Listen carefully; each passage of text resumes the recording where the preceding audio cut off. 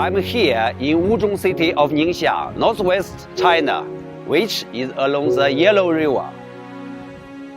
The river hasn't just enriched land here, it has brought about a very special morning tea culture for local people.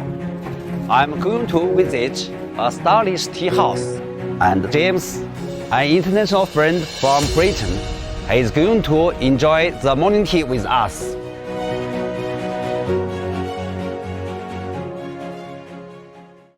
Wuzhong morning tea can be traced back to ancient times. In history, Wuzhong used to be an important port on the ancient Silk Road due to its location along the Yellow River and attracted lots of businessmen from many places. They rest here and often and had a cup of tea as refreshment. Gradually, drinking tea became a custom for local people. The tea here, named Bao tea or 8 treasures tea, includes at least 8 ingredients, such as tea leaves, goji berries, red dates, and dried grapes. Some of the ingredients were imported here thanks to the trade via the Yellow River. In the beginning, the locals in Wuzhong used to drink a cup of 8 treasures tea and eat some pastries as breakfast. In the 1980s, some people from Lanzhou, northwest China's Gansu province, came to Wuzhong and operated restaurants selling hand-pulled noodles. When the Lanzhou noodles encountered 8 treasures tea in Wuzhong, a fantastic chemical reaction happened. People gradually got used to drinking a cup of 8 treasures tea and having a bowl of hand-pulled noodles in the morning, which forms the earliest version of Wuzhong morning tea. Okay, James, let's learn how to make noodles. Well, I haven't tried before, but I'm excited to learn. Let's go. I need to grab each end and pull it to try and make it longer.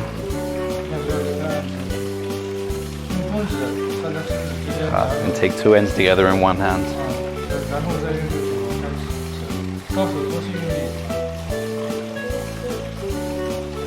And then just repeat the process as we go. It's harder than it looks.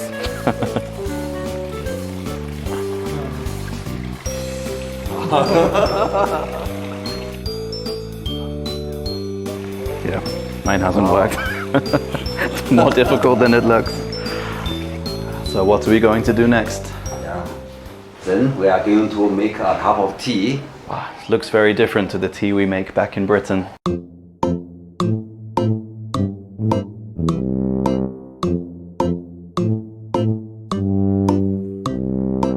So it's very important to use very, very hot water when making the tea here to infuse all the flavors from the different items we put in. It's too hot. You need to put the lid on and wait for a while. Over the past decades, people's life have been greatly improved, so they required more than a cup of tea and a bowl of noodles for breakfast.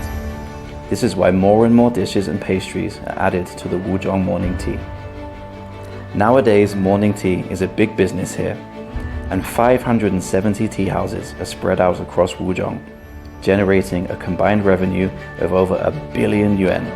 That's around $155 million each year, and supporting over 10,000 jobs. Many people come here with friends or families, and some of them have business negotiations here.